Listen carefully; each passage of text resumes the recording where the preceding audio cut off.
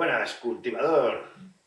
Aquí tienes el paso 2 de la guía de cultivo de marihuana para exterior básica, en la que veremos cómo elegir una variedad y método de cultivo.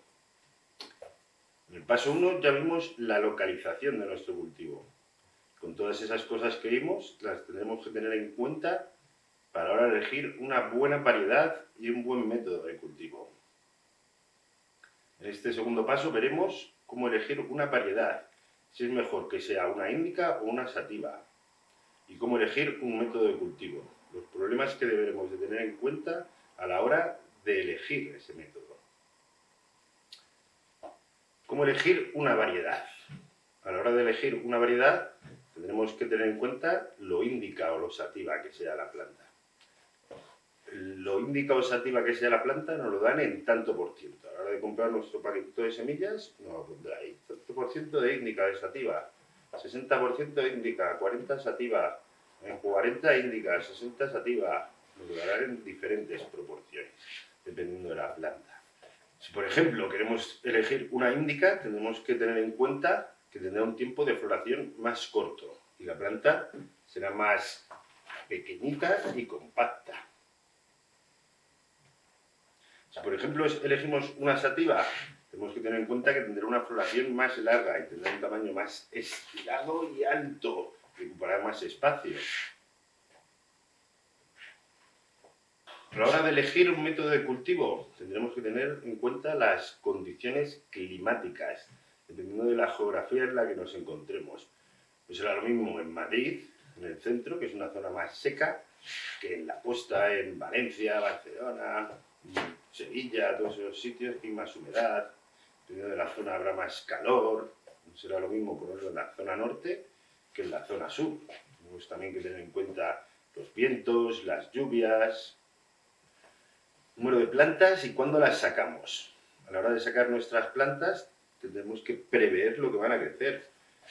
Las horas de luz empiezan a cambiar en abril para mayo, ya están cambiadas. Y podemos sacar nuestras plantas.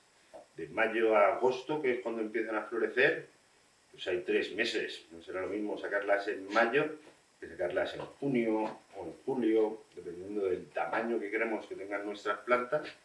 Tenemos que pensar cuándo las sacaremos, dependiendo del tipo de cultivo que queremos que hagan, que queremos hacer. Si, por ejemplo, vamos a sacar pocas y queremos que sean muy grandes, las podemos sacar en mayo y que se hagan grandes y bonitas. A la hora de sacarlas, pues tendremos que prever lo que van a crecer. Hay que sacar una y dejar suficiente espacio para que crezcan entre ellas. Podemos poner una aquí y la otra muy cerquita, porque si no, se van a quitar el espacio, la luz, no se van a desarrollar bien.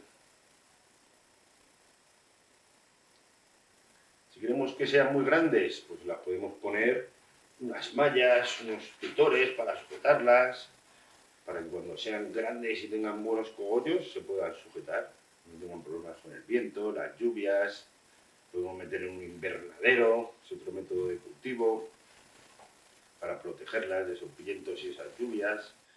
Si no queremos que la planta se haga muy grande, podemos ponerla en scrog. Scrog es un método de cultivo en el que le pones una malla a la planta y la vas enredando por la malla. Ya hablaremos mejor del scrog en otro vídeo. Scrog quiere decir screen of green, malla verde. Y lo que hace ese tipo de cultivo es ir enredando la planta y que se quede a un tamaño, no crezca por encima de la malla.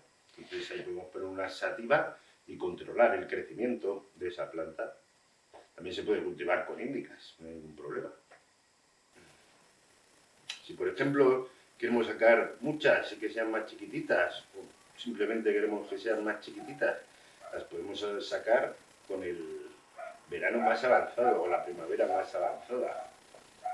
Podemos sacar en mayo, a finales, junio, y esas plantas tendrán menos tiempo de crecimiento hasta agosto y se quedarán más chiquititas. Podemos hacer también un SOG, que es un Sea of Green, método de cultivo en el que sacas muchas plantas chiquititas, muy pegaditas, y al final crecen muy poquito y se quedan con muy poco espacio entre ellas juntas. Y haces todo como un mar.